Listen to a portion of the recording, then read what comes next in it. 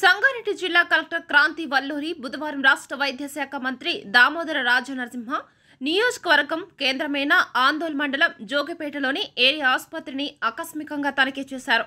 ఆ సమయంలో పీడియాట్రిషియన్ వైద్యులైన డాక్టర్ ప్రదీప్, డాక్టర్ నాగరాజు పాటెల్ అనాధికారికంగా గైర్హాజరయ్యారు. దీంతో ఇరువురు వైద్యులను సస్పెండ్ చేస్తూ కలెక్టర్ ఆదేశాలు జారీ చేశారు.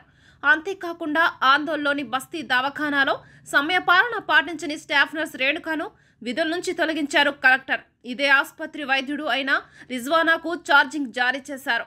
మరోవైపు విధులకు గైర్హాజరైన కారణంగా ఆందోళన తహసీల్దార్ అయిన నజీర్పై సస్పెన్షన్ వేటు వేశారు కలెక్టర్ క్రాంతి.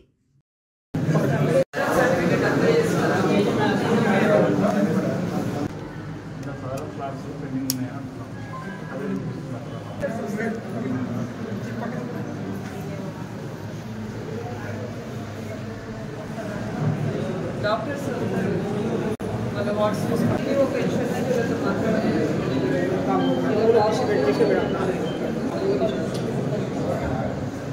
ఇలా బాబాకు సర్టిఫికేట్ రీఅసెస్మెంట్ అనేది ఉంది. డెల్టీలో వార్డ్స్ పర్యవేక్షించడం జరిగింది. ప్రతి వార్డులో కూడా మున్సిపాలిటీ తరపు నుంచి 3 మెంబర్స్తో ఒక టీం అన్నది వేయడం జరిగింది.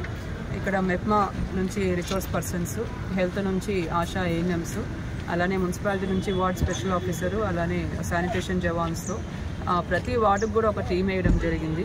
ఈ టీం వాళ్ళు ప్రతి ఇంటికి కూడా తిరిగి ఆ ఇంట్లో శానిటేషన్ మెయింటైన్ చేస్తున్నారా లేదా, నీళ్లు నిల్వ లేకుండా చేస్తున్నారా లేదా, ఎక్కడైనా నీళ్లు నిల్వ ఉంటే వాటిని తొలగించడం, అక్కడున్న ఇంటి వాళ్ళకి అవేర్నెస్ చేయడం, ఆ ఇంటి వాళ్ళలో ఎవరికైనా జ్వరం ఉంటే ఇమీడియట్గా వాళ్ళకి మెడికల్ ట్రీట్మెంట్ ఇవ్వడం, ఇవన్నీ కూడా చేసే విధంగా మనం టీమ్స్ ఏర్పాటు చేసి ప్రతిరోజు కూడా డ్రై డే పాటించాలి అనే ఒక అవేర్నెస్ కార్యక్రమాలు మనము ఆందోళన మున్సిపాలిటీలో టేకప్ చేయడం జరిగింది.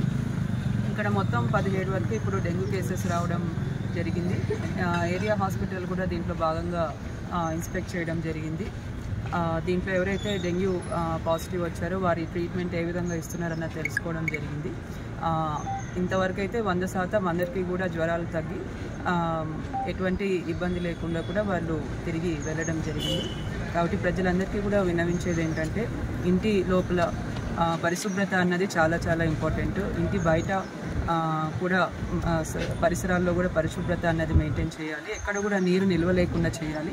నీరు నిల్వ ఉంటేనే దాంట్లో ఈ డెంగ్యూ దోమల యొక్క ఎగ్స్, లార్వా నుంచి దోమలు వచ్చే అవకాశం ఉంటుంది. కాబట్టి నీరు నిల్వ లేకుండా చూసే విధంగా ప్రజలందరూ కూడా జాగ్రత్త వహించాలని కోరుతున్నాను.